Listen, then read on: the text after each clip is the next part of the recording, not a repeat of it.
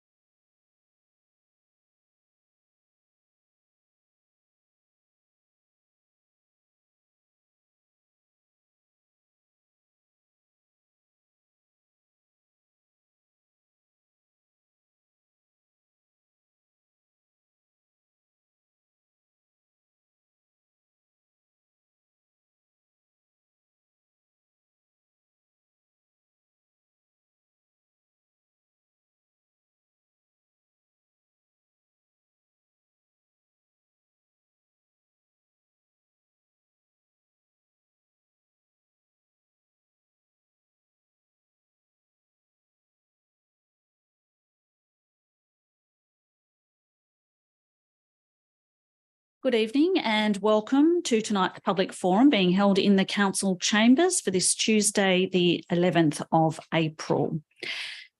This public forum is being audio recorded for administrative purposes. By speaking at the public forum, you agree to being recorded. Please ensure that if and when you are speaking at this public forum, that you are respectful to other people and use appropriate language. Albury City accepts no liability for any defamatory or offensive remarks or gestures made during the course of this public forum. Item 2 on the agenda, conflict of interest declarations received by the Chair. Mr. CEO, Mr. Zachnich. Thank you, Mayor King. None received for this public forum. Thank you. We'll move on to our speakers. So speaker number 1 is Ruth Davies in relation to item 13.5, the draft Eastern Hill Activation Master Plan, public exhibition submissions. And Ruth will be speaking against the recommendation. Welcome, Ruth. Feel free to move that microphone to a more appropriate spot for you. And Thank you. Good evening, everyone. I am Wiradjuri woman Ruth Davies. I pay respect to my ancient ones, my ancestors and my elders. I read to you tonight about the cultural significance and importance of Eastern Hill in a letter from Diane Tremaine. My name is Diane Tremaine and I am an elder of the Wiradjuri people, the traditional custodians of the land that contains the city of Albury. I've resided in the Albury area for almost 50 years and have had continued connection with Mungabarina and Eastern Hill and its important cultural significance. I was the chair of the Albury-Wodonga Aboriginal Corporation, which organised the Nangira Festival on a yearly basis for 10 years at Mungabarina. Firstly, I will start by telling you a Wiradjuri creation story about how Milawa, the Murray River and hills were formed. Long before Milawa became a broad torrent of refreshing, life-giving water, an earthquake shook the barren land and formed hills and a long trench or chasm. Occasional rainstorms swept across the land and a tiny stream flowed down this trench. Then came another tremor, which caused the hills to shake and the land to dance as though a corroboree was being held far under the earth. Rocks and soil heaved, and from the very bowels of the earth, hills were pushed up by an enormous fish shouldering its way to the surface. It was born on the crest of a wave of water. The sun sparkled on the silver torrent, which moved slowly down the stream. The enormous fish was far too large for the narrow bed. It dug its head into the earth and scooped it up on either side, widening its path with strokes of its powerful tail. The water filled the hollows made by the head and tail of the fish, and behind it the broad stream flowed gently with many turns and bends as the water subsided. The development of mountain bike tracks across the country known as Eastern Hill, which is the land between Mungabarina and Yarrawadda, South Albury, should not be developed for the use of one group. There are many groups of people who walk this track, as the Wiradjuri people have for many thousands of years. Wiradjuri have a continuous relationship to this country. Country is not just the land underfoot or a spot on a map, but the connection that the Wiradjuri feel to country and the local landscape is sometimes difficult to explain to non-Indigenous people. Wiradjuri people lived, hunted and gathered along the river and across the hills for thousands of years. Wiradjuri people have an intimate knowledge of the landscape, the animals and the plants. We use the big river red gums and box trees to cut canoes and coolamans and hunt for possums and birds. This land has a rich source of succulent and highly nutritious wood grubs. In the hill area, there are still large red and grey box trees standing that would be many hundreds of years old. Some believe that ancient trees of this land carry the spirits of our ancestors and act as guardians across the hill. The food bowl of this catchment was bountiful, and the Wiradjuri people lived a rich life in this environment, with a permanent Wiradjuri camp in Mungabarina and along the river to Bungambawattha, Albury. We Wiradjuri have our own customs and laws. There are no landholders or only custodians of this land, which we looked upon as our mother. We have maintained traditional rights and custodian obligations towards our land and heritage over many thousands of years. We are closely interrelated and independent with the land and the rivers. We sustained and managed our environment so that we could continue practices that were significant to each clan group. We live in and manage the land through use of fire and other traditional land management practices by maintaining a balance and ensuring a place for all creatures of the creation. Wiradjuri people travelled along the hill ridge to view the Kiewa, Midamida and Milawa Murray rivers. This land is where the memorial seat is situated at present. A group of Charles Sturt University students surveyed this area many years ago and found stone flakes. These would have been used to make tools and spearheads on this site. The Wiradjuri heritage of this site gives the people a connection to our identity and country. The recent Reconciliation Action Plan has been endorsed by Albury City and will hopefully lead to better outcomes for Aboriginal people of this area. That includes the protection of traditional and contemporary sites and artefacts. This should also include the cultural heritage of Eastern Hill and Mungabarina. The master plan of Eastern Hill suggests there will be a new car park in Mungabarina for the use of mountain bike participants. The suggestion of this has already been discussed with the Yonder Consulting Group and was rejected by the only 3 Wiradjuri elders who were interviewed. The lack of consultation with the Aboriginal community throughout this planning process should be noted when council discussed the plan. Instead of building mountain bikes and destroying the cultural significance of the hill, it would be wonderful to start a revegetation program that would enhance the area and offer a passive recreational environment for current users and future generations of users of the hill. Mountain biking is more than adequately provided for elsewhere in Albury and Wodonga. On that note, I'd also like to add the addition, if there was a planning committee put towards this, that there should be more than one position for the Aboriginal community. Thank you, Mundungur. Thank you, Ruth. Any questions for councillors for Ruth while she's there, or just happy to go to our next speaker? Thank you, Ruth. Next, we have Lauren Black as our next speaker, also in relation to item 13.5, that draft Eastern Hill Activation Master Plan public exhibition submissions. And Lauren will be speaking for the recommendation. Welcome, Lauren. Thank you. Thank you. On Easter Monday, 5 years ago, my family were called together after the sudden death of my mother. 4 generations of a family that have in one way or another had an enduring connection to East Albury and Mungabarina Reserve, but most faithfully my mum, Elkie Black. After her passing, Eastern Hill Reserve became an incredibly important part of my healing journey. Our family have been walking that route from our home on Cadell Street, past the water tanks before the hospital was built, up to the lookout, along the ridgeline, down to the Murray River before Eastern View Estate existed, through Mungabarina Reserve, along Water Oaks Road, across Barella Road before the business park existed, and back home for decades. My mother took our family dogs walking there every morning and saw thousands of sunrises, made significant connections with like-minded people, and kept both physically and mentally healthy into her 60s.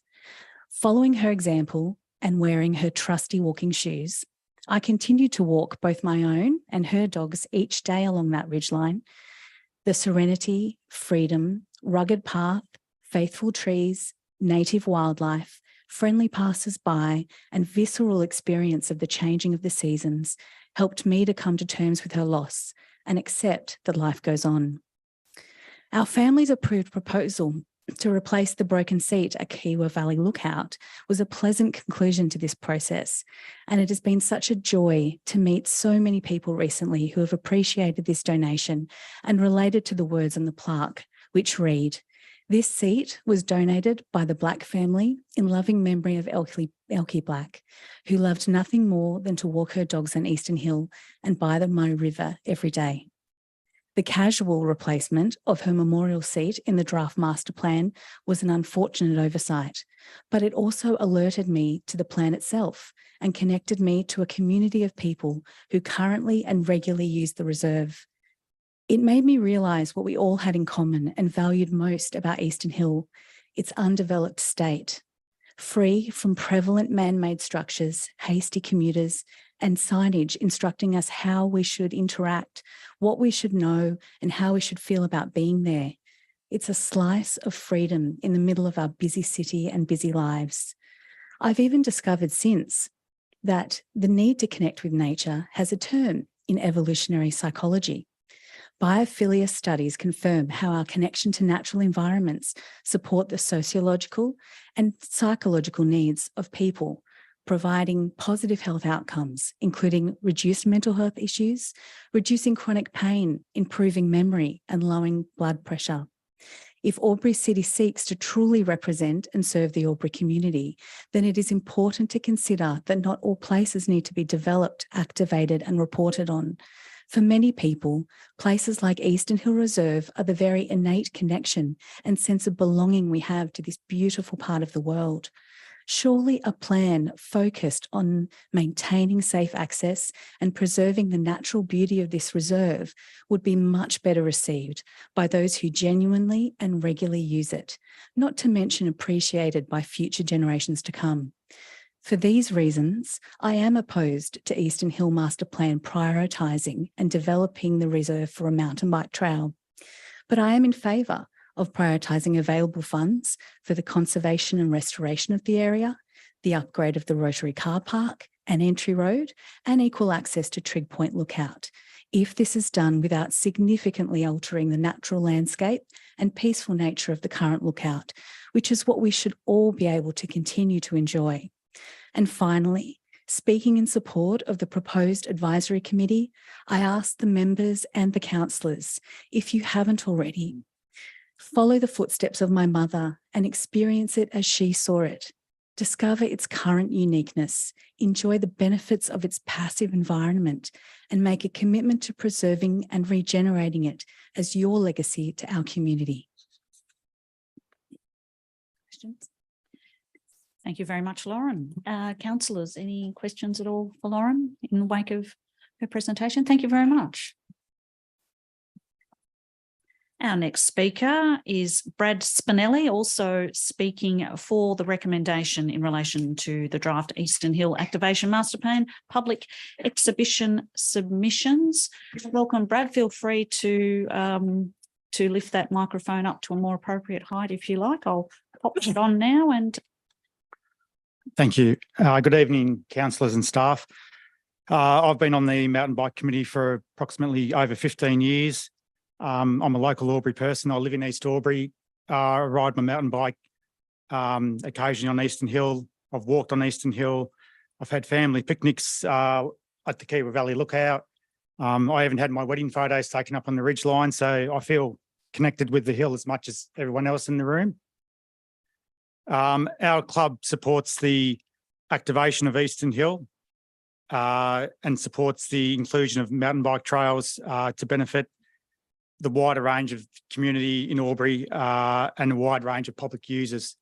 We feel that the hill should be available to all users of the city, whether you're a walker, a bird watcher, a mountain biker, a person with a disability going to the lookout, an Indigenous citizen, or anyone that wants to use the hill for whatever purpose they feel fit.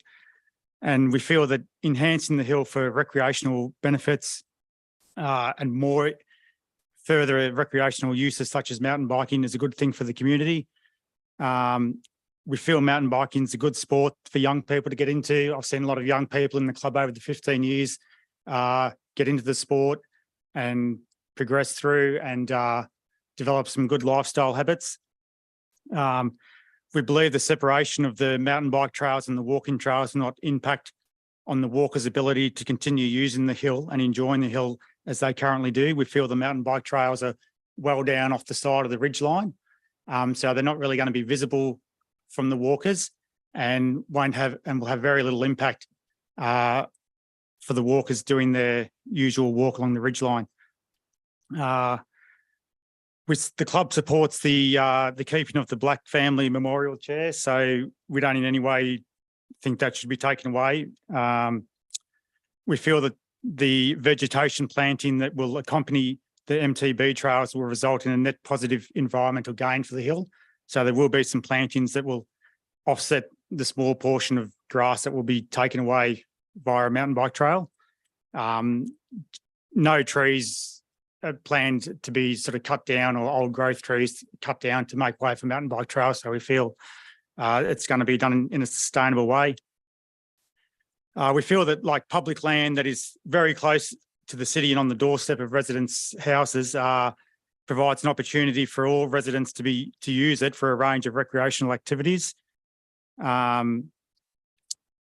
We also respect the Indigenous heritage of the land, and we believe that by working in conjunction with Indigenous elders, the MTB trails can be incorporated in such a way that minimises the impacts and retains and even highlights the Indigenous culture of the land. And I think this has been evident in places like Kosciuszko National Park and Alpine National Park in Victoria, where mountain bike trails have been incorporated into the natural environment in a sustainable and ecological way that sort of can benefit the wider community. Basically, we feel that Eastern Hill should be shared amongst all recreational user groups and not just left for walkers alone. We feel that everyone in the city should be able to share the hill and use the hill for recreational use. And we feel the hill should be put forward in a way that, everyone can use it. Any questions?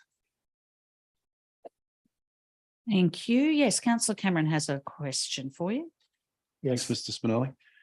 You mentioned that obviously you're involved with the mountain bike club Yes. and that you have in fact mountain biked on Eastern Hill. Yes. What would you say is the current level of usage? Is it a consistent level of usage, or is it sporadic? Or I wouldn't say it's a high level of usage. It's occasional usage. It's a lot of people probably feel that the trail is not a specific mountain bike trail because it's actually like a vehicle trail that's just been a management vehicle trail along the ridgeline that people have used for walking and or various things. So what other venues are there currently in Albury for people who pursue your interest in that sport? Narrowcan Hill That's is it? currently the only other venue. Okay, thank you. Thank you very much. Thank you, Any other councillors. councillors? No? Oh, Councillor Bowen had a question. I'm sorry. Sorry, Councillor Bowen. Thank you, Mayor King. Just if I may to Mr. Spinelli, thank you for your presentation.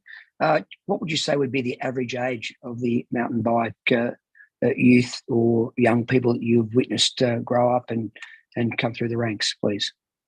Look, I think the average age would be somewhere in the 20s or 30s, but we've held mountain bike events. We held an event about 2 weeks ago up on Narrowcan Hill for some junior races, which was from ages 3 to 15.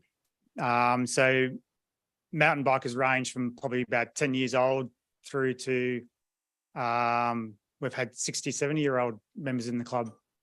So it encompasses a wide range of age groups and male and female participants. Thank you, Mr. Spinelli. And just one last question, if I may. If a mountain biker didn't have their bike, would they still be able to utilise the Eastern Hill? Only if they decided to walk. Thank you. Can I just make one more note, please? In relation to that question. I just would like to say too, I feel that as a mountain biker, I've ridden up on the hill numerous times and I'm up there probably for the same reason that a lot of these other people are. I like being out in nature. I like watching the sunrise. I like immersing myself in the fresh air and, getting out and clearing my head from the stresses of work and family life and all that sort of thing. So I'm out on my mountain bike for a lot of the same reasons that people are up there walking. It's just that I prefer to cycle my legs instead of walking my legs, And so I'd rather be out in the outdoors on a bike rather than be out in the outdoors walking. But I feel that we're out there for the same reason. Understood. There is a question, Councillor Baker. Mayor King and Mr. Spinelli, you'll probably know the answer to this.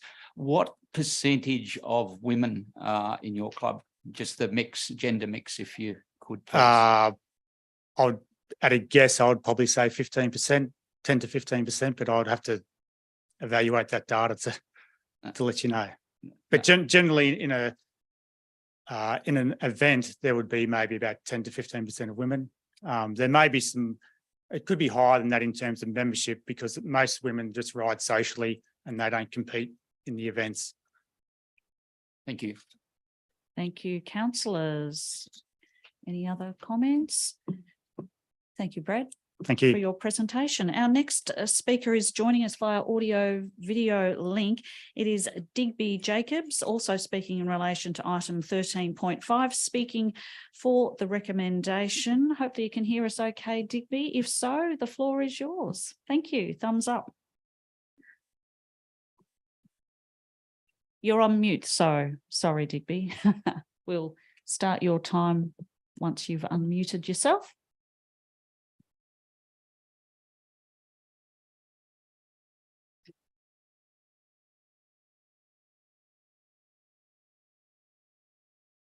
So the video is still up, which is great, but there's a little audio icon. Hopefully you're able to spot that one.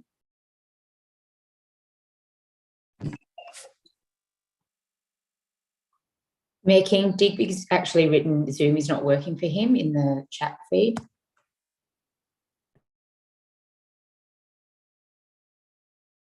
Stand by.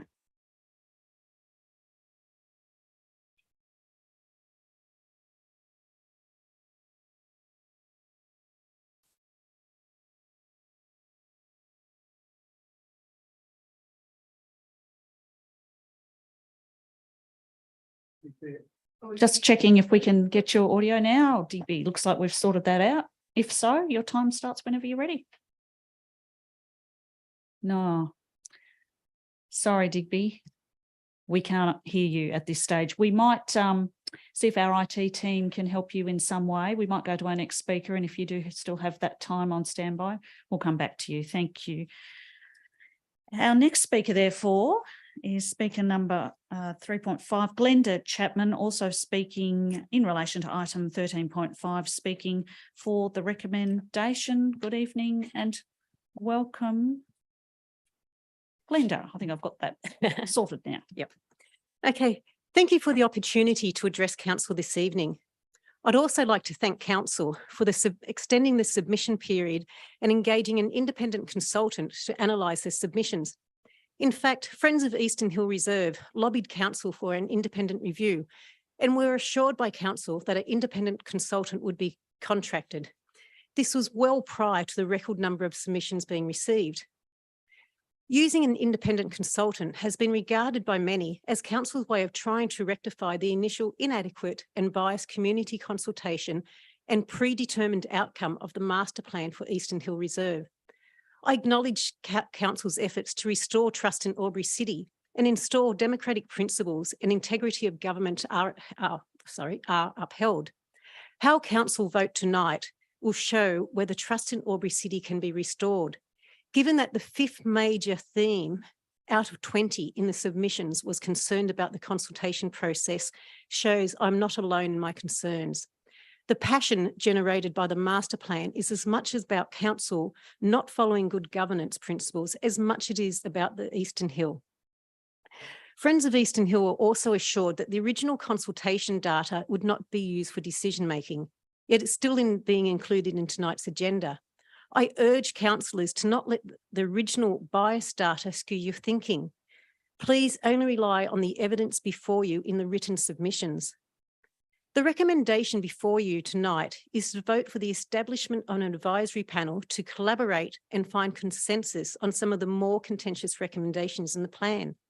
I actually see some benefit in this. The submissions indicated a general acceptance of many elements, especially accessibility and lookouts. There were, however, differing opinions on how these would look. A community advisory panel could be beneficial to sort out these differences. I do, however, have concern about the construct and configuration of the advisory panel. Firstly, reading the consultant's report, it's been refreshing for me to see that only 7% of submissions supported mountain bike trails. Nearly 4 times that number were opposed to the trails. The agenda before you even states there is significant opposition to mountain bike trails on Eastern Hills. Note, it does not say there is significant support for mountain bike trails. One only has to read the submissions to see the limited support. The average pro mountain bike submission was 1 to 2 sentences, making simple sentences along the lines of get it done or just do it. There was absolutely minimal justification or passionate reasoning as to why the trail should be built. A number relied on the use of denigrating people opposed to mountain bike trails, calling them haters or maligning their experience with comments such as the mental health card gets pulled out when it suits. One would think that if the issue was important to the mountain bike community, time would have been taken to provide reasons why the trails were needed, why they are important to them. You'll only have to compare these submissions to that opposed to mountain bikes. Many were detailed, giving many justifications for their thoughts and feelings. The passions and reasoning was evident. Given this, it is hard to see how mountain bikes on the reserve is a contentious issue for council. It is quite clear the wider community is not in favour. The issue would then not need to be dealt with by an advisory panel. The panel is only for contentious issues. Of concern is that the agenda brief, table 4, there are 25 recommendations. Of the ones where a change had been recommended by the project officer, only those pertaining to mountain bike trails are presented with options for change. The officer has noted that the trail network was the most polarising element in the draft plan. This comment fails to acknowledge the data of only 7% wanting mountain bike trails. Despite this, 3 of the 4 options for consideration recommended trails. This will have a significant influence on what the advisory panel will discuss. This has the potential to set the scene for prejudiced discussions, especially given the current recommended makeup of the panel. The terms of reference for the panel states the purpose is to provide key stakeholder representation and input into the review of the recommendations. Note, key stakeholder. Among the stakeholders identified are Albury-Wodonga mountain bikers and Friends of Eastern Hill. Both these groups are allotted 2 representatives. This is hardly proportional. Pro-mountain bike submissions were 7%, mountain opposition 4 times this. And I do want to point out quite strongly, Albury-Wodonga mountain bikers did not make a submission. How can it be justified that this group, which didn't even make a submission, be given position on an advisory panel? Another question to be asked, what about other stakeholders, the people with environmental concerns? Sorry, Glenda, your time is up. Can I say But what- we have read your submissions. Councillors do have copies of your submission, and you have echoed a lot of similar themes that you have written. So your submission is well understood. Oh, yeah. Thank you so much, Any councillors. questions? Any questions for Glenda in relation to that? Thank you. No, sorry. I'll pass you my. Thank you. Thank you, Glenda. Appreciate that. Okay. I just double check with IT whether Digby, have we got an update? If he's able to speak? Digby, could you just do a quick test to see if your audio is up and running? Testing. Yes. Are you happy, Digby, to proceed as our next speaker? Thank you, Mayor. Thank you. So just to recap, Digby Jacobs is speaking for the recommendation, as we know, via Zoom in relation to item 13.5. Thank you, Digby. The floor is yours. Thank you, Mayor, councillors, and thanks for the opportunity to present to the council on this matter. I'm unable to be present in person. I have family matters to attend to in Melbourne. I'd like to thank you also for wisely extending the public consultation period on the plan. I support the resolution, but I maintain serious concerns. In supporting the resolution, I'm supporting the additional engagement by a representative group, as is suggested. The council has listened to the community, and I trust that it will continue to do so if and when the elements of the plan become subject to the likes of the New South Wales EPA Act environmental assessment process. A bit about us. My wife and I are residents of East Albury, having moved here in 2017. I personally have a bachelor degree in education and a grad dip in environmental science. I work in water management. I'm a bushwalker and a cyclist, although I don't have a mountain bike at this time. I walk all over East Hill many times a week, all seasons of the year. Sometimes I spend time there at night looking at the Leonids, meteor showers, or just a night sky. If I want a mountain bike, I've been known to ride Mystic and Bright and other existing dedicated tracks. I'm in the 60-something age group.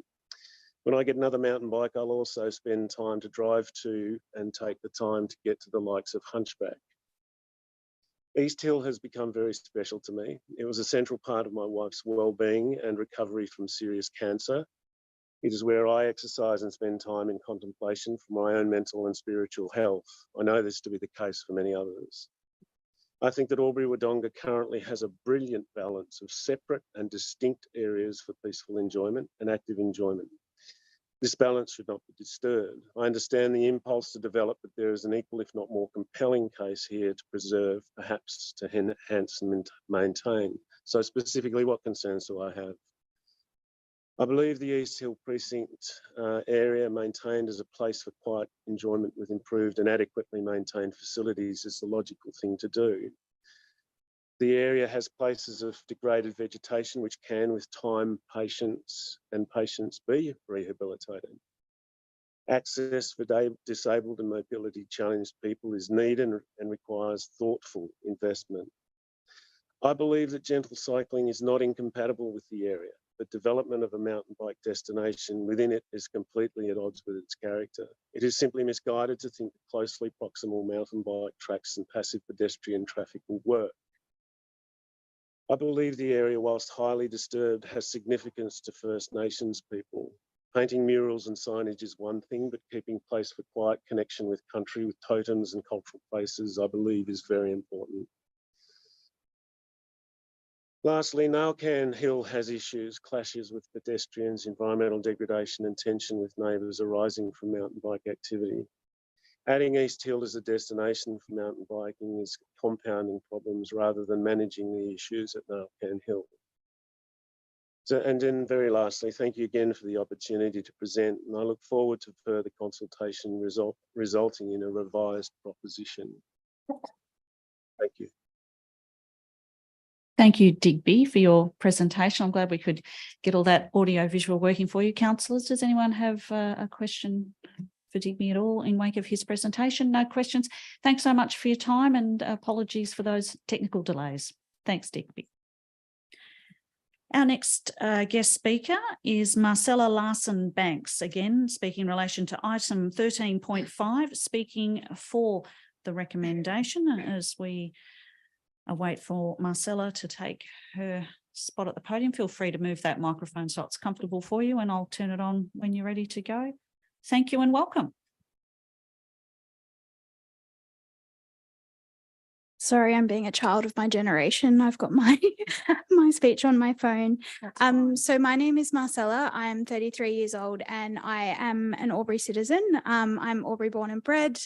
I did live in Melbourne during my 20s, but moved back here having tired of the hustle and bustle of the city and in search of the lifestyle that I knew Albury could offer. I am here tonight because I am concerned that one of those reasons I moved back to be able to enjoy more green space is under threat. I am for the recommendation of the advisory panel, but I agree with Glenda that the allocations for people on that panel may need to be reconsidered in line with the interests of what should happen with Eastern Hill. I too want to say thank you for the opportunity to speak tonight, and I am grateful for the efforts that have gone into trying to reconcile maybe some of the issues and the significant concerns with the initial round of consultation at the start of last year. As a result, we've actually ended up with a really robust and well-considered data set that goes far beyond the scope of the initial round of consultation, and in terms of both quality and quantity, and perhaps most importantly, in terms of the diversity of people who responded. And I certainly think that everyone here would agree that it was a much better representation of the citizens of Albury than perhaps the initial round of consultation was. You'll have heard many submissions via written submission, the formal process, via email, phone call, I'm sure Facebook post, perhaps carrier pigeon for those who are really excited.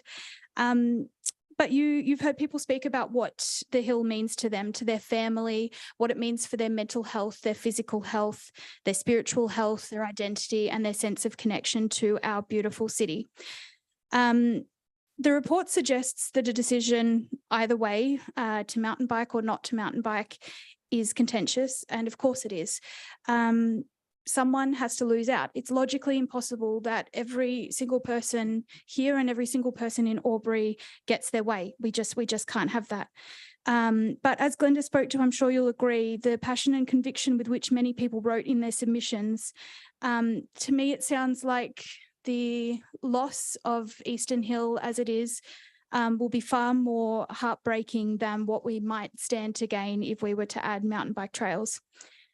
I do want to say, when I attended a Q&A session here at Council, the Council building last August, a member of staff described the DHAMP as aspirational, and that felt jarring at the time, and it still does.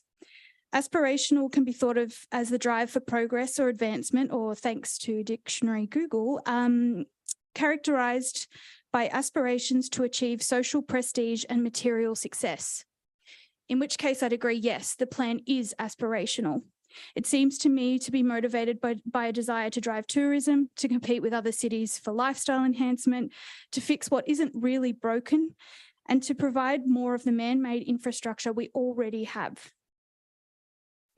And for what? A potentially decades-long expensive project that will render a cherished, needed green space unusable or interfered with for many years, the destruction of the natural habitat of all of the flora and fauna that exist there, a missed opportunity to really properly re-vegetate the area, an ongoing disregard for our Aboriginal community's connection to the land, and a showcase of the many ways in which in our modern society, the desires of the select and privileged few are prioritised over the needs of the many.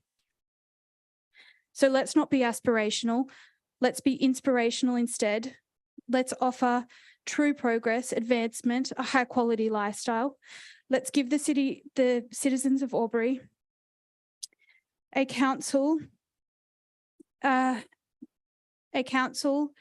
who makes decisions based on an unbiased review of the facts presented before them, a council who does not cave to the pressure of the desires of a select few, who admits when mistakes have been made, when processes may not have been followed, who makes decisions that are founded in fairness, that are progressive in the right kind of way, and that take into account the current social, economic, and environmental climate that we find ourselves in.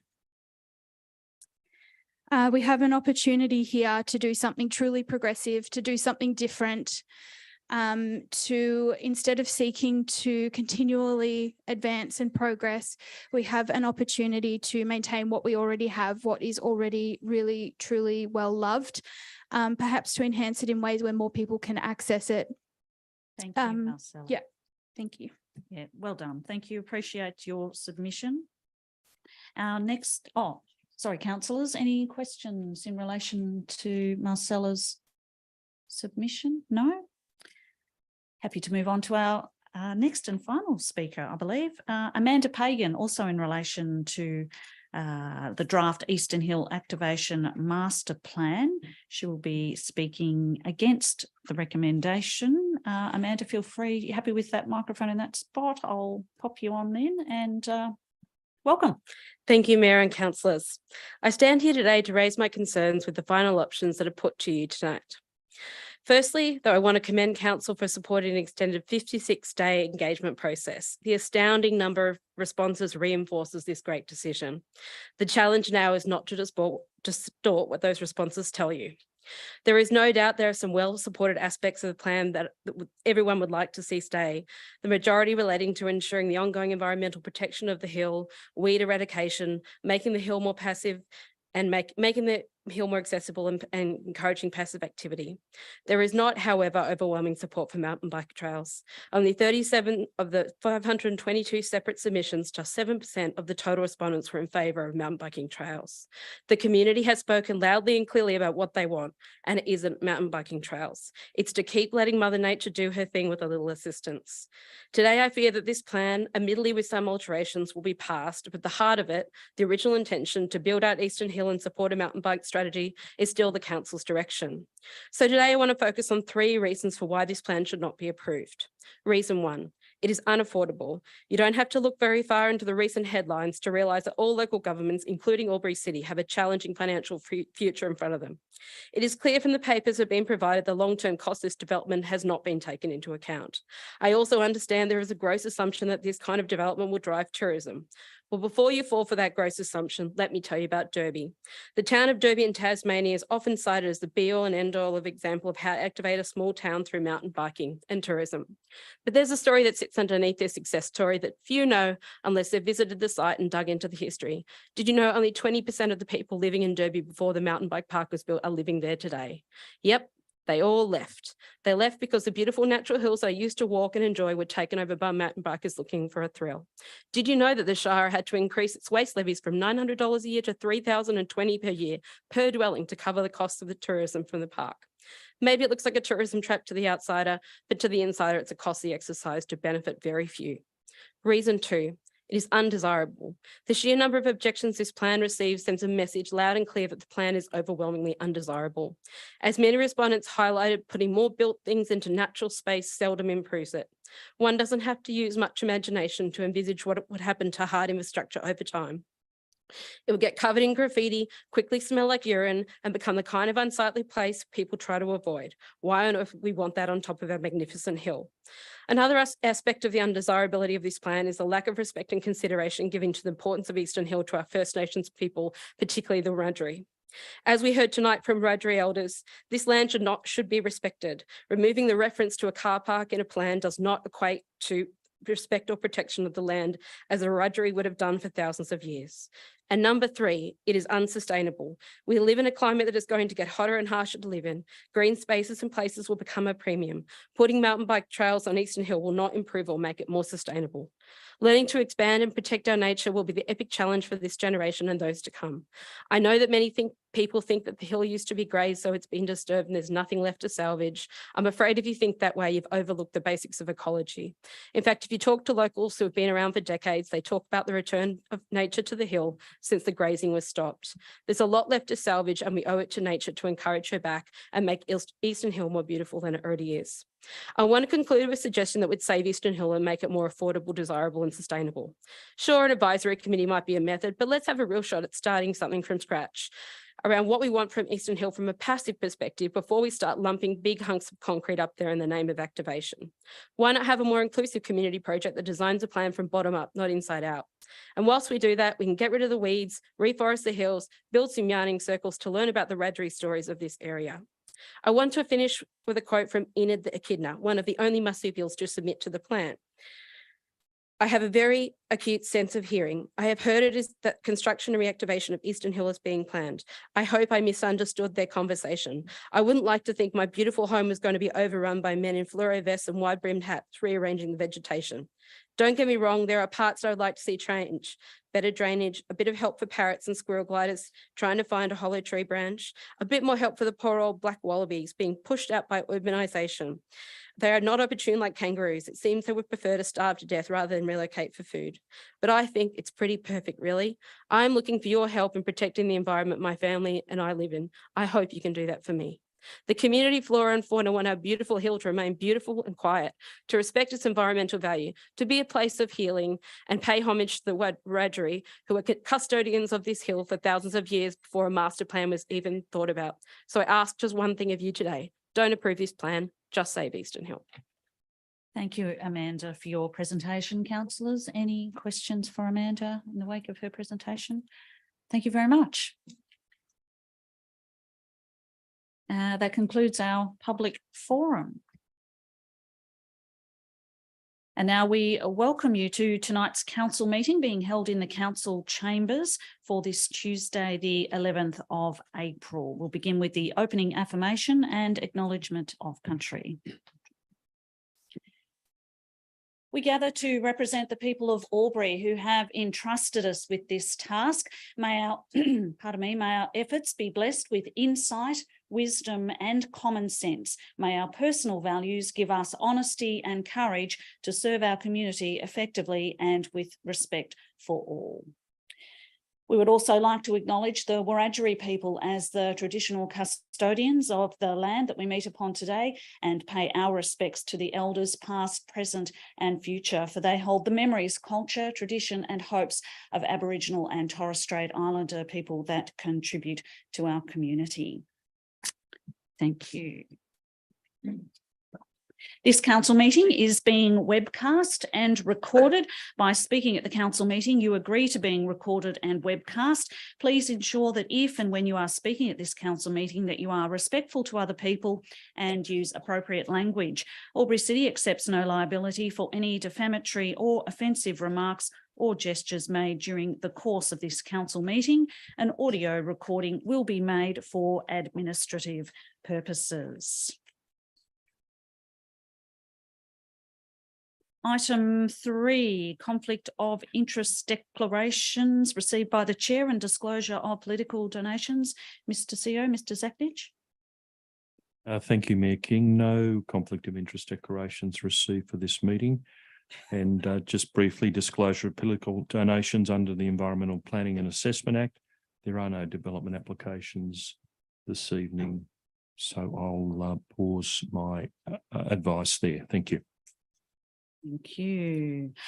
Item 4.1, apologies. There are none.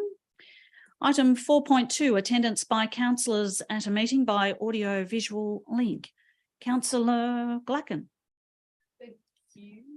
Through you to move the recommendation as a motion that council receive note and accept the attendance of councillors Callaghan and Bowen by audio visual link for the meeting. Thank you. Councillor Baker. Second the recommendation, Mayor King. Happy to put the motion. Those for? Those against? That motion is carried. Thanks, councillors. Item 5, mayoral minute. There is no mayoral minute. CM6 action plans. Councillor Thurley. Thank you, Mayor King. I move the following action plans be received and noted. 1, actions complete for noting only. 2, actions awaiting response from external parties. 3, actions in progress, and 4, long-term issues more than 3 months. Thank you. Councillor Betteridge. You, Mayor King, happy to second the motion. Thank you. Councillor Thurley, do you wish to speak to the motion? Thank you, Mayor King. Councillors, any speakers for or against or questions? In that case, happy to put the motion. Those for? Those against?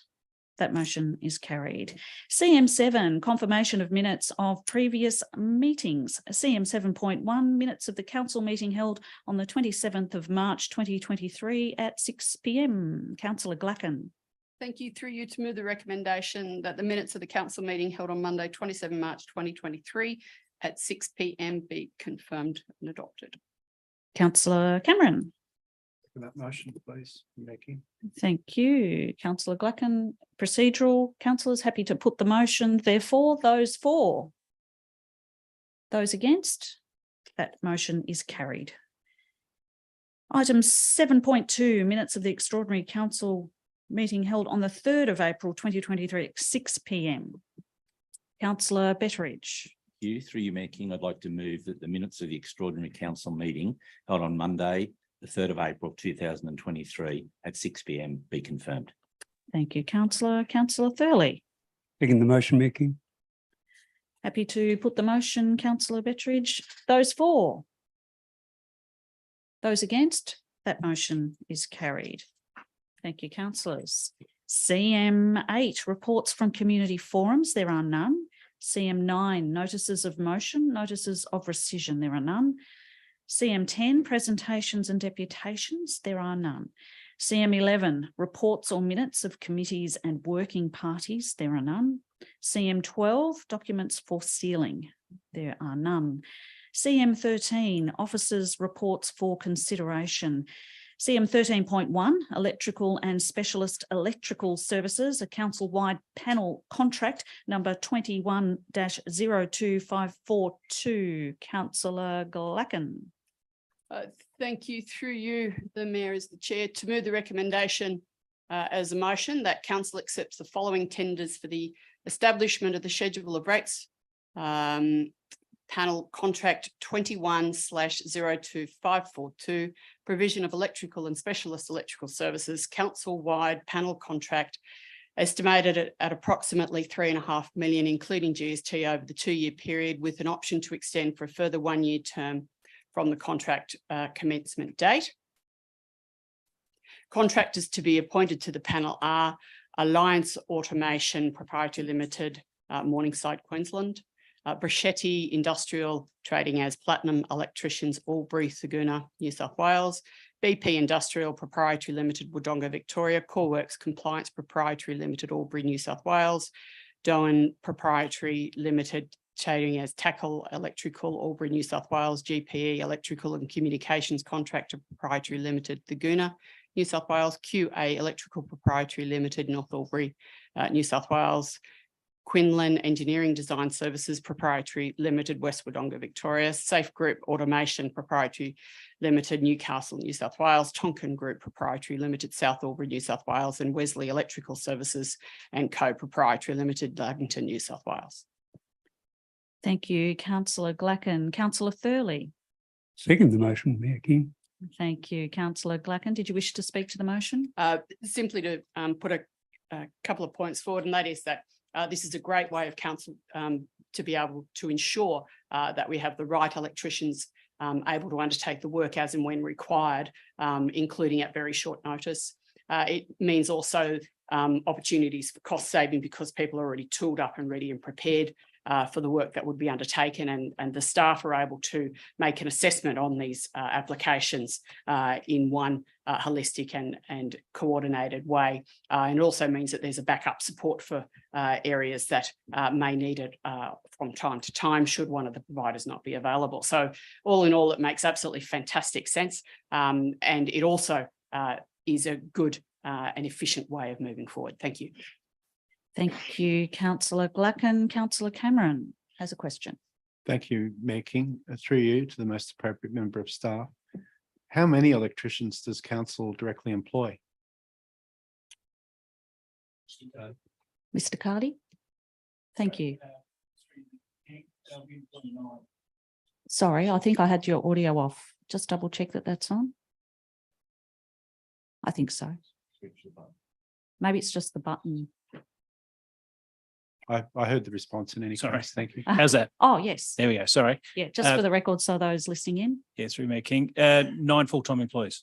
And so the scope of work that those employees typically perform, is it in any way different from some of the work that will be provided by this panel if this motion is adopted? Those in through you, Mayor King, those employees are employed in the water and wastewater department and solely work in that department. Excellent. Right. Thank you. Thank you, councillor Cameron. No other speakers for or against. Councillor Glacken, happy to put the motion, or did you want to sum up? Highlight that the areas that these people will be undertaking are not exclusive to, but primarily specialist electrical areas. And there are some specific components in the tender document that these people have actually submitted their applications for. Thank you. Thanks for summing up. Well, in that case, we'll put the motion, councillors. Those for? Those against? That motion is carried. Item CM 13.2, Albury Airport Car Park System Upgrade Contract 22/02073. Councillor Thurley.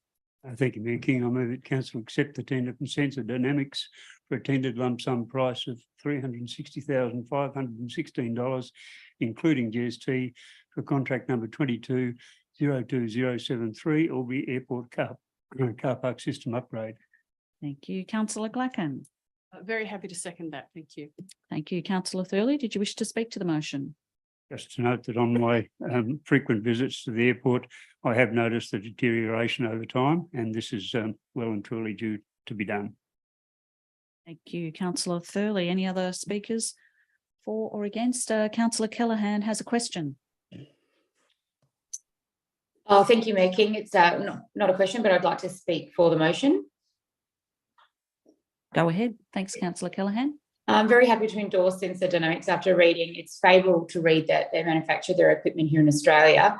And I think it's also important to note that they've engaged a local operator to carry out ongoing servicing and preventative work, which I think shows a demonstrated commitment to ensuring a functioning car park system for the Albury Airport and their ongoing commitment to supporting our local economy and our community. Thank you, Mayor King. Thank you, councillor Callaghan. Any other speakers for or against? Councillor Thurley, did you wish to sum up? Happy to put the motion in that case, councillors. Those for? Those against? That motion is carried. Thank you. And I notice, councillor Callaghan, you've got, thank you for that. Item 13.3, Thurgoona Willinga Precinct Structure Plan Review, contract number 22/02156. Councillor Thurley. Thank you, Mayor King. I move that council accepts the tender from McCurran New South Wales Proprietary Limited for contract number 22/02156, the Goona-Willinga Precinct Structure Plan Review for a lump sum amount of $406,612, including GST. Thank you. Councillor Edwards. Happy to second the motion, Mayor King. Thank you. Councillor Thurley, did you wish to speak to that at all? Just to note that given that the Goona-Willinga is the fastest and very fast growing centre, it's well and truly time to review this precinct structure master plan, and I'm reading the report. I think we've got an excellent company to do this job. Thank you, Councillor Thurley. Any other speakers for, against, or questions? Councillor Callaghan, speaking for.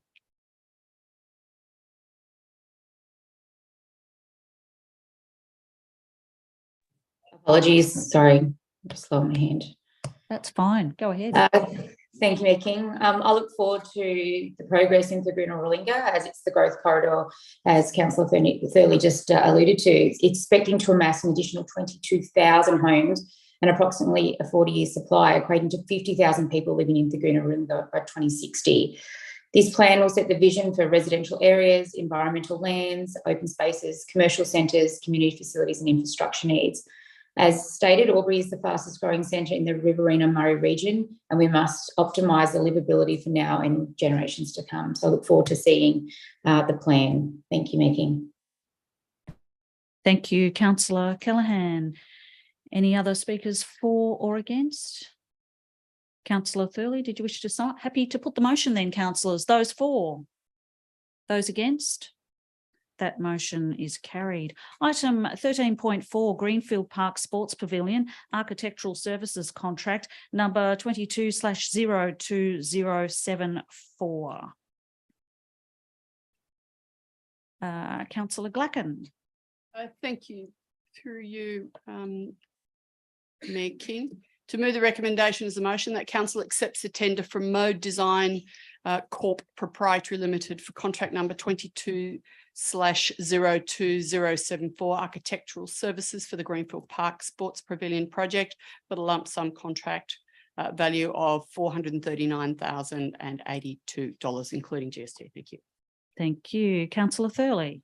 Second the motion, Mayor King. Councillor Glacken, did you wish to speak to the motion?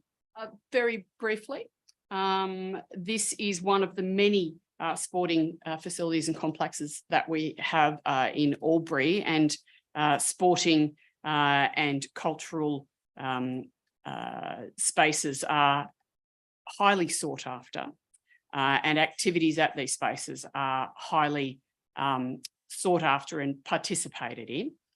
This is something that council has been working with the users of this group of this space for some time now, and have been working towards the master planning and then the additional facilities at the space. And it's now time to look at the next facility provided at this area. It's not just one sporting group that utilises this park. It's a number of areas that use this. So it's important that we move this forward. Thank you. Thank you, Councillor Glacken. Any other speakers for or against? Happy to put the motion, Councillor Glacken. Those for? Those against? That motion is carried. CM 13.5, Draft Eastern Hill Activation Master Plan Public Exhibition Submissions. Councillor Edward. Thank you, Mayor King. I'd like to move an alternative motion.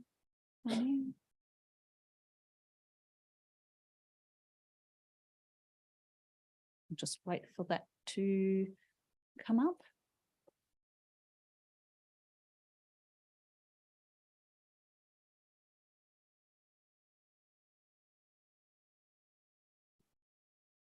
Thank you. I move that Council A, receive and note the evaluation of public submissions report compiled by Lightbulb Consulting, attachment 2, and the consolidated results received through the public exhibition period for the draft Eastern Hill Activation Master Plan, attachment 3. And B, establish an advisory panel represented by key community stakeholders to collaborate on the master plan refinements and recommend proposed changes to the draft Eastern Hill Activation Master Plan for further consideration by council. The advisory panel would have a tenure of up to 3 months and be governed by the terms of reference identified in attachment 4, amended to include an additional representative from the Sustainability Advisory Committee and one representative each from Albury Wodonga Mountain Bikers and Friends of Eastern Hill rather than 2. And C, nominate Mayor Kylie King and Councillor Daryl Bettridge as council representatives on the Eastern Hill Activation Master Plan Advisory Panel. Thank you, Councillor Edwards. Councillor Thurley. Second the motion, Mayor King. Councillor Edwards, do you wish to speak to the motion first up? Yes, please. I'd like to acknowledge first that council could have done a better job with the initial consultation of this master plan. To address this, Albury City have committed to developing a new communications and engagement strategy to improve the way we engage with our community in the future. As a part of this work, a survey on council's Have Your Say website about how we engage and communicate is open now until the 30th of April. And I encourage the community to contribute their ideas about how council can do better next time. However, going forward, the establishment of this panel is a great outcome for our city and community-led consensus-based decision-making. The amendment at item B to reduce the representatives of certain groups ensures that equal and fair representation is afforded to what I believe are the key stakeholders of Eastern Hill, our Disability Access and Inclusion Committee, our Youth Council, Rotary, Albury Wodonga Mountain Bikers, the Friends of Eastern Hill, and the Wiradjuri Elders through the Mungabarina Management Group. The additional inclusion of a Sustainability Advisory Committee representative will ensure that knowledge of our natural environment is a key part of the discussion and decision-making. This addition was supported at a meeting of that very committee this afternoon. Additional key stakeholders such as BirdLife Australia, Charles Sturt University, Bushwalkers and others will also have an opportunity to provide their input to the panel. I look forward to the panel considering the proposed changes to the plan to address the issues that were raised during the consultation and also in some of the great submissions from the over 400, including acknowledging country and Wiradjuri links to the Bogong moth migration, renaming the hill in Wiradjuri language, ensuring wildlife corridors to and from the Murray River are preserved and enhanced, and implementing crime prevention through environmental design principles at the car park. I'd like to thank everyone who contributed to the submission process to date. It was moving to read so many passionate and articulate submissions. Thank you also to Ruth for reading Diane's beautiful account of Wiradjuri connection to this place. Acknowledging Ruth and Diane's request, I believe council can do better than another representative and that the master plan should also be subject to the endorsement of the soon to be established Aboriginal Advisory Group to council that will represent the Wiradjuri and First Nations community and help council to fully implement our Reconciliation Action Plan. I'm also very pleased to nominate Mayor Kylie King and Councillor Bettridge as councillor representatives on the panel. Thank you, Councillor Edwards. A couple of questions, noting that you have a card up to speak, Councillor Callaghan, but we have a couple ahead of you. Councillor Glacken. Thank you. A question noting the change from the recommendation in the report. The recommendation deals with councillor representatives.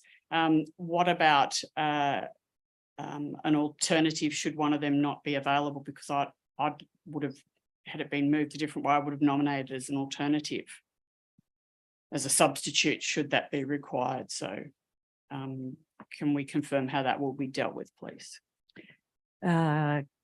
I believe, I'm happy to refer to Mr. Costello. I think in the recommendation at the moment, if one of the councillor representatives are unavailable, the alternate would come in as the chair in that case, but happy to clarify and see if that needs to be included as perhaps part of an amendment. Yeah. Mr. Costello, am I reading that recommendation right? Thanks for the question, Mayor King, and that's correct. The idea of having a second council delegate is to provide an alternative if the chairperson is not available to attend. Thank you. Councillor Glacken.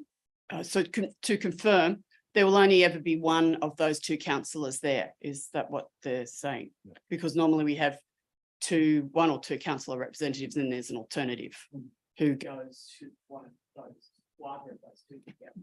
Yeah, through you, Mayor King, thanks for the question. So there are two councillor representatives as part of the draft terms of reference and the motion that's before the councillor group.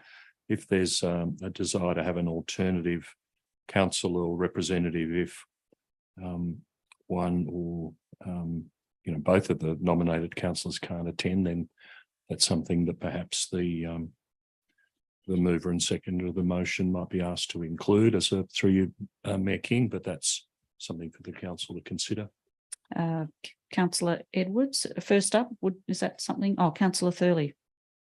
As the seconder? With Councillor Edwards' approval, can I say that in part C, we nominate Mayors Kylie King and Councillor Daryl Betteridge as council representatives and Councillor Glacken as the alternate council representative.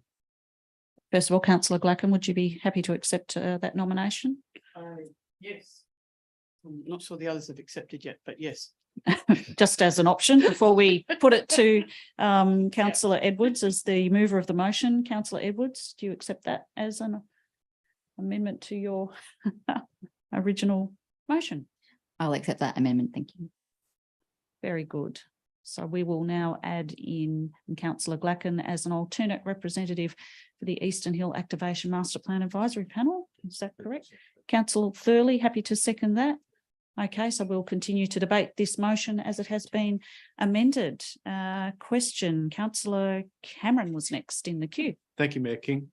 I'd like to ask a question through you to the most appropriate member of staff.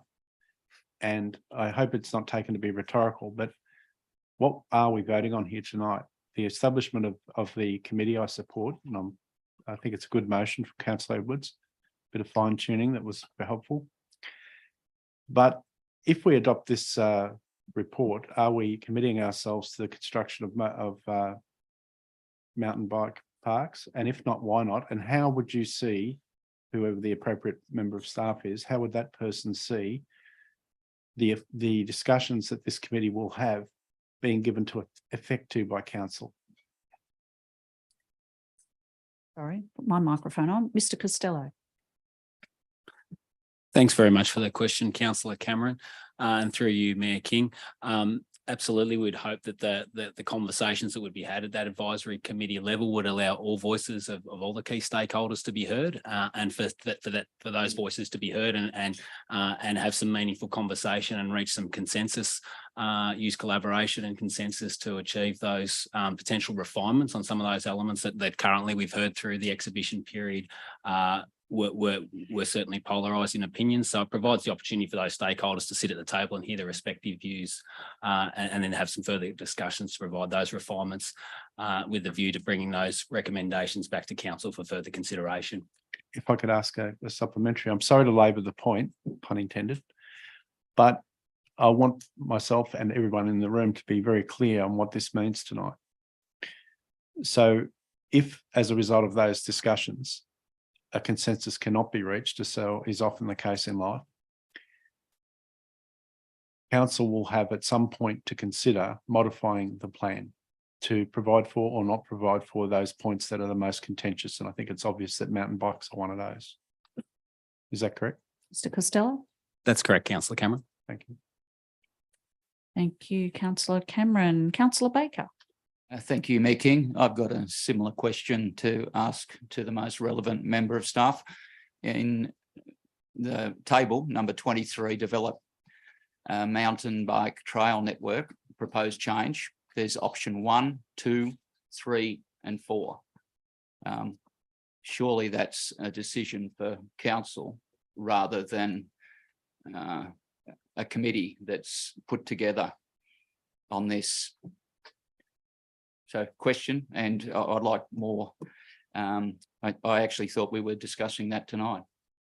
Mr. Costello. Thanks very much for the question, Councillor Baker, and through you, Mayor King. Yes, certainly the discussions that would be had at that advisory group level would come back to council very much for council consideration. So that group would consider all of those range of recommendations or those options and potentially some others that we haven't thought of. And so I guess that provides a level of comfort to councillors that some meaningful conversations have been had by those key stakeholder groups, and would give council a degree of comfort in making a decision going forward based on those conversations that have been had by the key stakeholders. Follow up, councillor Baker? Not yet. I'll Not yet. reserve a few more questions I may have later in the evening. Thank you. Of course. Councillor Bowen has a question. Thank you, Mayor King. If I may, based on, can I just speak that I like the idea of having one representative from each of the groups. It evens it out. That makes it a much more fairer aspect of the arguments to come forward. Can I just ask, though, that the two councillors that are on that meeting, do they have one vote? Are they included in the vote? Are they two votes? So to the relevant member of staff, if I could ask that question, please. Mr. Costello. Thanks very much for the question, Councillor Bowen, and through you, Mayor King. At this stage, the draft terms of reference identify that both councillors would have a vote at the table.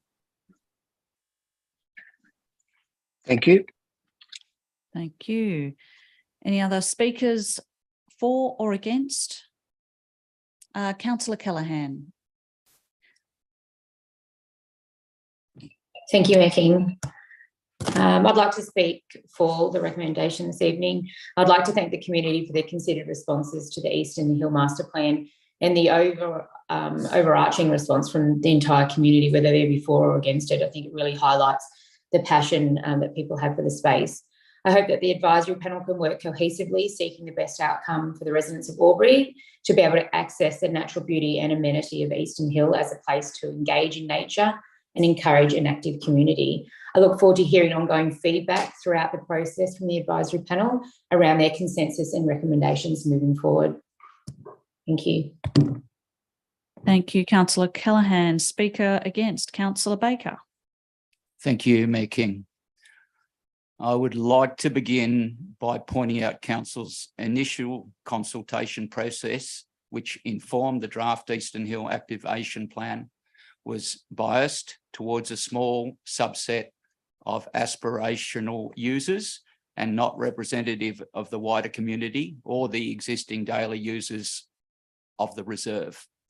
On page 85 of this report, it states in part, a key theme from the submissions was the concern expressed about the consultation process, and to address this concern, Albury City has committed to reviewing the Albury City Engagement Plan as part of a separate project to improve the way we engage with our community in the future, especially in instances where there is significant community interest and where polarised views may exist within the community.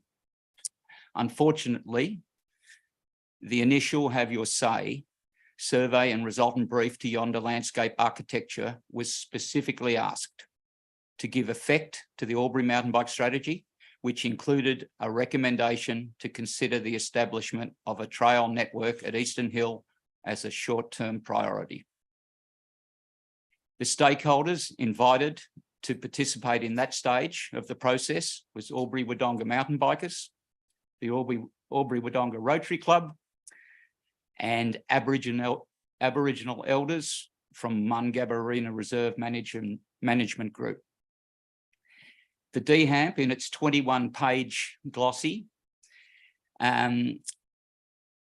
did not comment on what the consultation with the Aboriginal elders was. Mentioned there was consultation. There was no mention of what that consultation resulted in. By the time the draft Eastern Hill Activation Plan was presented to Council on the 8th of August last year, it had become obvious that there was serious community alarm at this plan. There was a forum prior to the meeting and a number of speakers spoke passionately against the plan.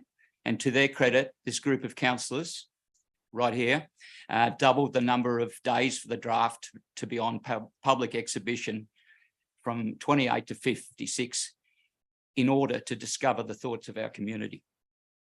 Fast forward to today, and I must emphasise that the unprecedented amount of submissions and their detail and content was enlightening, and the information included leaves me in no doubt about which aspects of the plan that have broad community appeal and which don't. After reading all the verbatim submissions and mentally calculating that there seemed to be an overrepresentation of women writing about the significance of Eastern Hill for their physical and mental well-being, and then finding out that the mountain bike fraternity has roughly 15% women in that club, it strikes me as a male-dominated sport pushing to go onto a hill that is loved and supported by so many for its passive recreational use.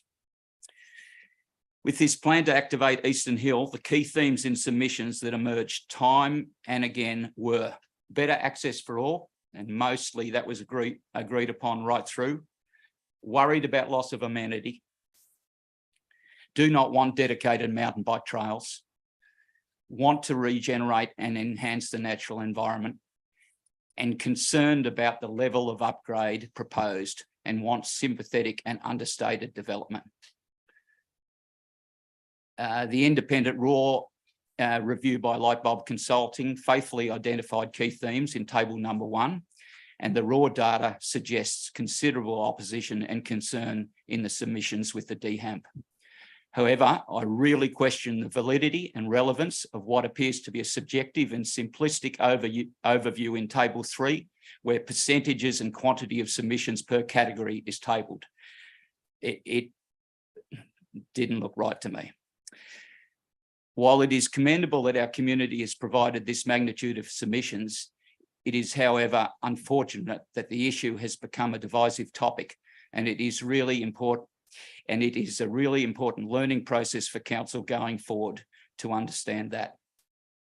In concluding, the reason I am not supporting this recommendation is partly due to the makeup of the nominees from council. I had initially decided I would nominate for that, but felt after talking to some other councillors that I may have a perceived conflict. But I do believe that one of the members nominated has a bias towards mountain biking, and I would be more happy if there was an alternate councillor. Councillor Cameron, speaking for. Sorry, Mayor King, I was just trying to figure out which one of you two likes mountain bikes. But anyway, what we're here tonight to consider, I think, is a progressive thing. It's been touched on, but I'd like to rip open the wound a bit more and pour some salt in. The initial consultation on this was shocking. It wasn't up to standard, and I was shocked and angry when I saw what it actually consisted of. I'm very often angry, but I'm seldom shocked, I should say. In any case, it has left us with now a legacy that we're trying to deal with now, even tonight. And I think we are trying to make steps and take steps rather towards having genuine and honest conversation and giving those who support the concept of mountain biking and those who are opposed to it a chance to honestly give effect to their voice, as they should have been from the very beginning. This is not a foregone conclusion, and I can say in my own mind that I have not made up my mind what ultimately it should take. The master plan notwithstanding, because as we've heard earlier this evening, the intent of this committee is to allow honest dialogue and clear expression of concerns, and then for that to come back to council and for council to make final and future decisions about this project. That's not what we're doing tonight. What we're doing tonight is setting up a process so people can have better access and better express themselves on this subject. The way forward in this is going to be difficult. And the young lady who spoke, Marcella, who spoke very eloquently and very honestly, pointed out that it is impossible very often to please people. Sometimes I wonder if it's possible to please anyone in local government, but anyway, you do the best you can. So To those who have taken the opportunity already to lobby councillors and provide information, I commend you. It is something that people don't do enough in Albury. It's something that you have a right to do, and it's something that people should always be not only encouraged, but facilitated by council in being able to do. I often scratch my head as to why people talk about they were told by the council, or they had been down to the front desk and the council said this or the council said that. The council is the collective expression of decision of the 9 councillors. That is who is the executive of this city, the elected councillors. And they are there for a reason. They're there so members of this community, ratepayers and residents, can give effect to their concerns about issues that affect them. I don't honestly know ultimately what form this project will take, but I am looking forward to hearing from people in the makeup of this committee, and my compliments to Councillor Edwards for yet another excellent motion in which she has really fine-tuned the proposal. And I look forward to receiving as much information from this committee as possible before future determinations are made. To those of you who have lobbied either for or against the proposition for mountain biking, I say again, continue to do so and continue to give voice to what you want, because ultimately it's not up to me. I don't live near Eastern Hill. I don't like mountain biking, right? But it's a decision that I'm going to have to take 1/9 responsibility for. So I want to know very clearly what's in people's minds and hearts. Thank you. Thank you, Councillor Cameron. Speaker 4, Councillor Gluckin. Thank you. I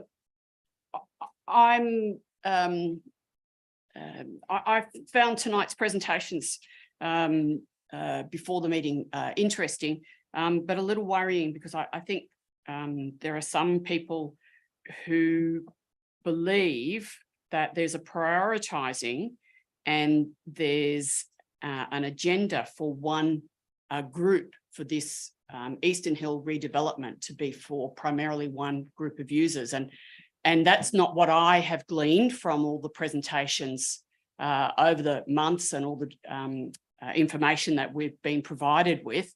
What I glean is that we're, as a council, wanting to create or to better a space that many people use already, and we're only wanting to make that a better place for those people to use it. I'm not a mountain biker, but I do on occasion walk up Naucan Hill, and I'm very aware that there are mountain bike riders, there are horse riders, there are dog runners, there are runners, there are lots of people who are walking as well. Sadly, on occasion, there are also motorbike users, which is most unfortunate. But all of those groups are able to utilise that space, and there are bird watchers go up there on occasion, and there's also people who want to go and look at the beautiful native flowers. And so everyone is able to utilise that space. I'm also conscious of the fact that the Wagira Trail was created for shared use by lots of people, not just walkers and not just bike riders, people on children on scooters, on bicycles, rollerblading. Apparently that's a thing that's coming back in. I'm not one of those people either. So all of those people are able to use that space. And I know during COVID, the utilisation of Wagira Trail went up, I think it was 7-fold in the first year of COVID, which was great because people had somewhere to go and do what they wanted to do, and that was to be outside many times or quite often as families. So I welcome this report tonight. I welcome the opportunity for us to create an advisory panel, which is very broad and will be able to receive the views from a very broad group of people, not only the participants on that advisory panel, but also through their family and friends and groups as they feed that information through to them. And I look forward to an opportunity for us to have broad recreational use of that area and for the many generations to come. Thank you very much.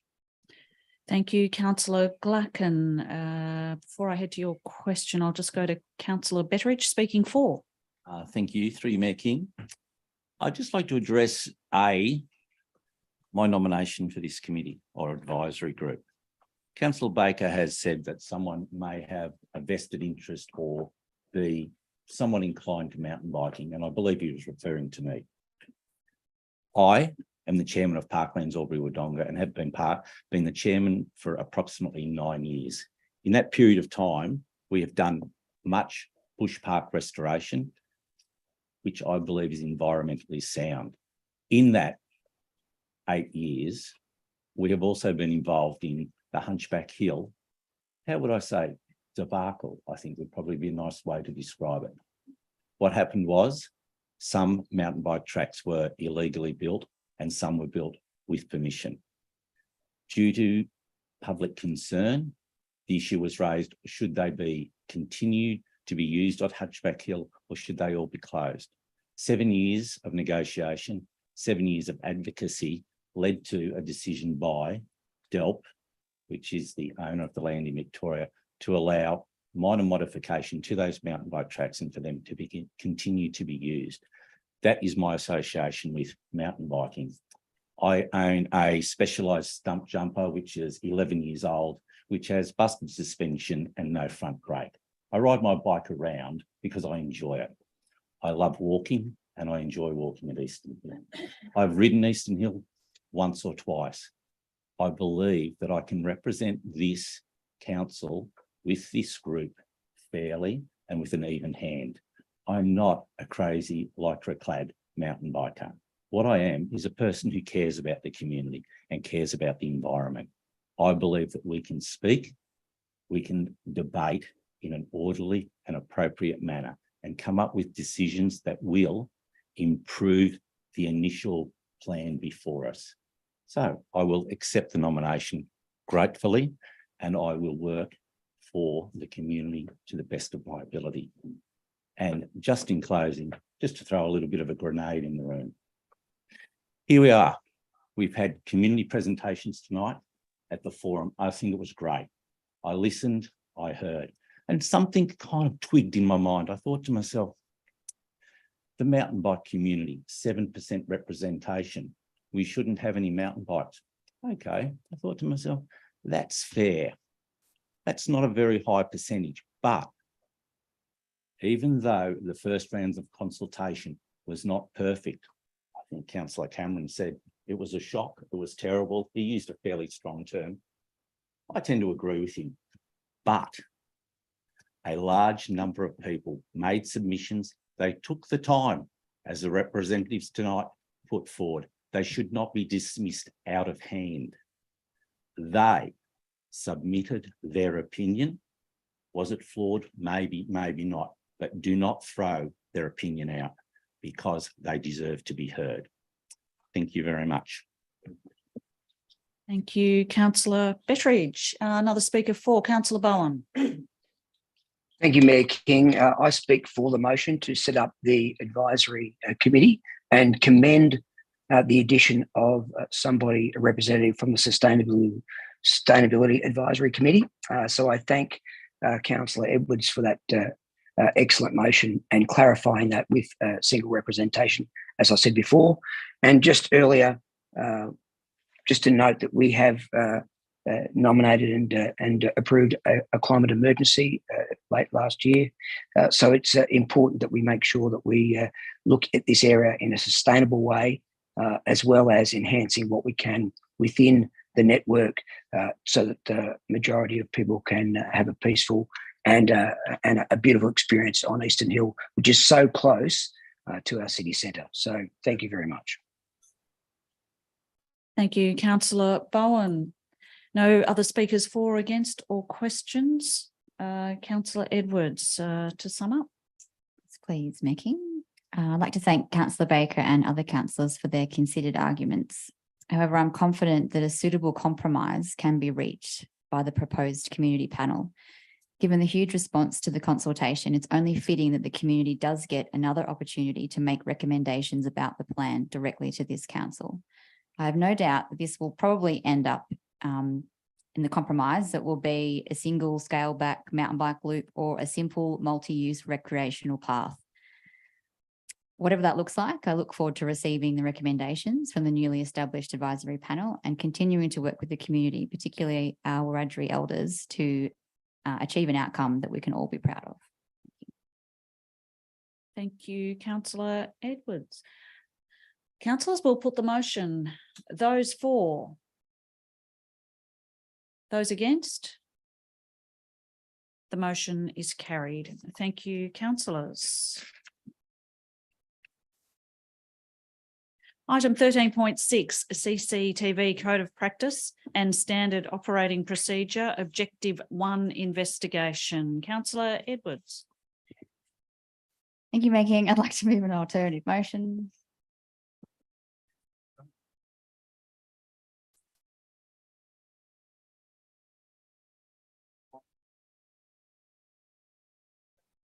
I move that Council A receives and notes the public closed circuit television CCTV Code of Practice and Standard Operating Procedure Objective 1 investigation. B, removes Objective 1 from the CCTV Code of Practice and Standing Operating Procedure and replaces it with the objective utilise CCTV as part of a holistic community response to criminal activity and updates the related legal and governance documents to reflect the change. And C, continues to consider investment or development and seek grant funding opportunities for expansion of the public CCTV system subject to council approval. And D, updates the public policy and procedure register with the finalised document. Very simple, just that little bit. Just to clarify, subject to council approval, Councillor Cameron. I'd like to second that, Madam. Mayor King. Councillor Cameron has seconded the Not motion. sure what's going on, but I think I support it. Councillor Edwards, do you wish Strange, to strange speak to the things motion? happening. Yes, please. Maybe I won't say all the things I was going to say. I've said them all before. I will say crime prevention is part of council's role in providing a safe community, and it's one of our Albury 2050 objectives. What can be shown to reduce crime is improved street lighting, giving young people the best start in life by fostering healthy behaviour and education, targeting the underlying causes of crime in our community. The reason we're removing Objective 1 is because CCTV alone could not be shown to reduce crime in our community. So acknowledging the limited benefits of the existing system, I'd like to see any future investment or expansion being considered by council on a case-by-case basis as part of the budget process or through a report to council on its merits and as a part of a package of other proven crime prevention initiatives to help make Albury safe. Thank you, Councillor Edwards. Speaker 4, Councillor Glacken.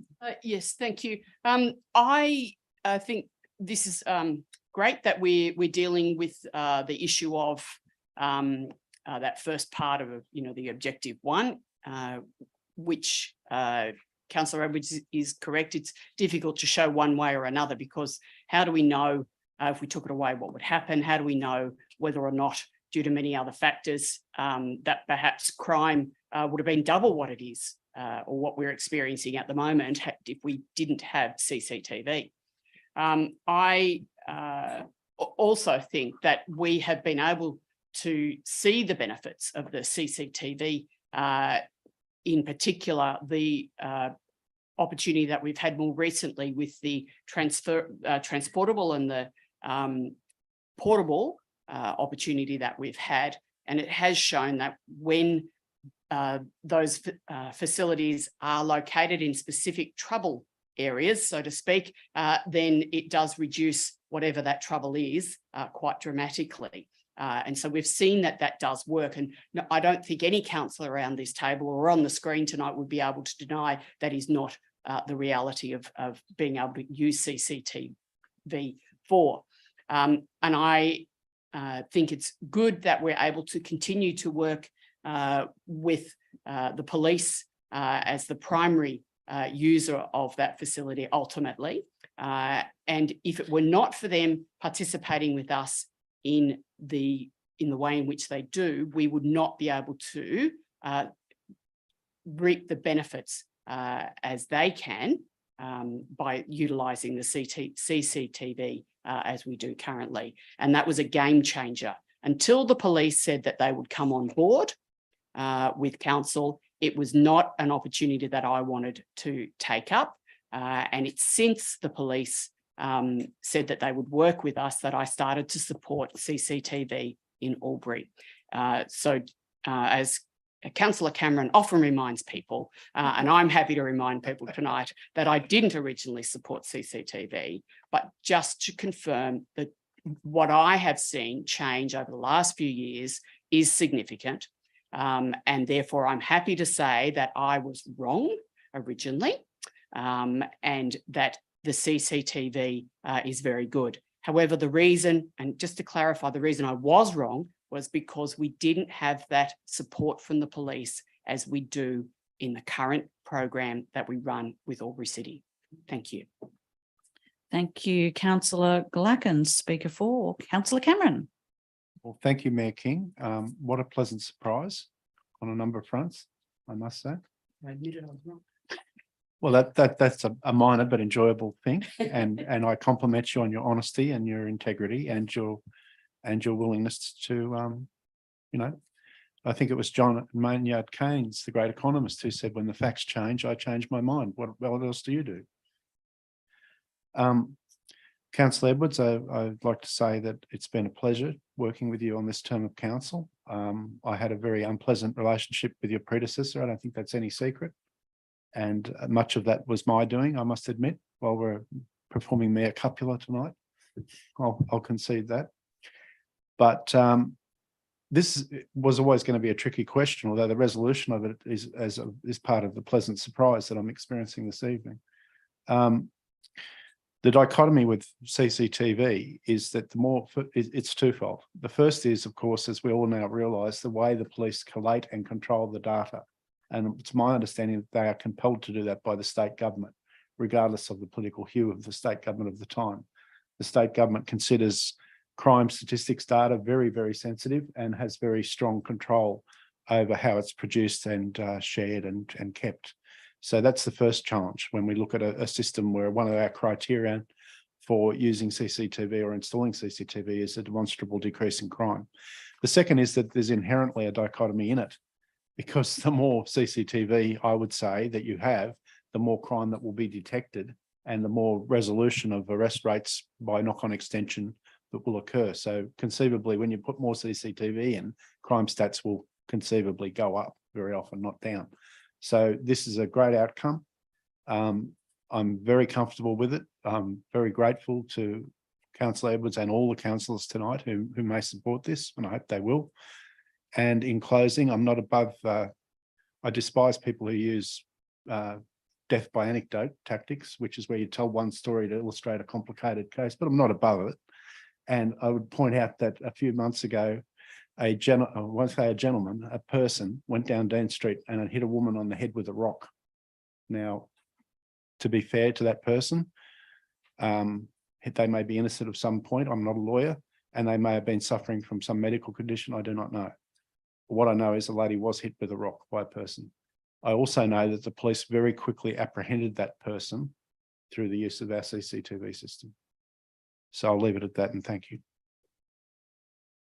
Thank you, Councillor Cameron. No other, Speaker 4, Councillor Callaghan. Thank you, Mayor King. I'll just put my hand down quickly and then. Thank you, Mayor King. I'd like to speak for the motion. The Murray River Police District have identified the effectiveness of CCTV footage in supporting the investigation into criminal behaviours and reducing antisocial behaviours. The mobile CCTV is a prime example of the effectiveness of CCTV cameras and how they have in our community. When the mobile unit was deployed to Mungabarina Reserve, there was no antisocial behaviours exhibited for the time it was present, meaning that hoons would tear up the grassed area, stopped. The beautiful grassed area returned to its natural state. Another example was at the Albury Skate Park. After the mobile CCTV unit was moved, antisocial behaviours increased, thus requiring a permanent structure to deter and capture those who behave antisocially. The Albury Skate Park is a family-friendly and well-used facility, and it is so because of the enhanced security and reduced antisocial behaviours. Whilst assault in Albury has increased, other indicators show violence has actually decreased in the CBD where CCTV is present. The police have identified that CCTV is one tool that helps to identify, apprehend and prosecute offenders and can speed up the judicial process by providing high quality evidence to the courts. I'm in full support of the work police do on a daily basis for the betterment of our community and appreciate their endorsement of CCTV cameras in our community. I'm in support of the continued investment and development and in seeking grant funding opportunities for expansion of the public CCTV system. CCTV is one way of keeping our community safe, in promoting public safety and to assist in the apprehension and prosecution of offenders. I think it's easy to see how many homes we have that have installed personal CCTV as you walk the streets. Recent specific community calls have been to additional resources in Lavington and Mate Street and Seville Avenue Drain Reserve to reduce antisocial behaviours and violent behaviours in these spaces. We all have a right to not only feel safe, but to be safe. I want my family, my friends and the broader community to not only feel safe, but to be safe. And I'm happy to endorse the motion this evening. Thank you, Mayor King. Thank you, Councillor Callaghan. If there are no more speakers for or against, Councillor Edwards, do you wish to close debate? Thank you, Mayor King. It's appropriate that council decides where and how CCTV is expanded. As Councillor Glacken has outlined, some CTV, such as our targeted mobile CCTV, has shown to be very effective and work well. But any council investment needs to be evidence-based and carefully assessed location by location. And I'd also like to see further support for prevention programs alongside our CCTV. Thank you. Thank you, Councillor Edwards. In that case, we'll put the motion, councillors. Those for, those against, that motion is carried. Thank you. CM14, officers' reports for noting, there are none.